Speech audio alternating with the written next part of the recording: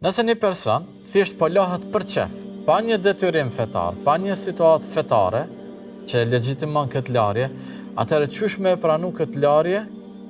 kur ti nuk e ke bë abdesin si duhet, sipas rënditjes së abdesit. Megjithatë, po, ky është qëndrim që ka kuptimin e vet edhe peshën e vet,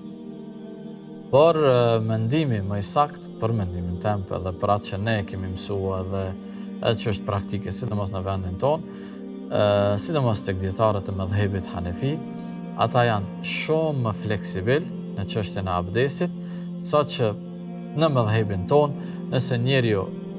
futet në ujë, gjuhet në pishinë dhe del prej ujit, llogaritet me abdes. Madje edhe nëse është tu shku në xhami dhe është të ra shi i madh dhe i lagën gjymtyrët e abdesit, llogaritet person me abdes, sepse niyeti për ta bërë abdesin nuk konsiderohet prej obligimeve të abdesit dhe ka fleksibilitet në këtë çështje. E tash, kur njeriu lahet me qëllim, që një farë forme niyetin veç e ka edhe për abdes, por nuk e ka situatën paraprake, domethënë qoftë intimiteti, qoftë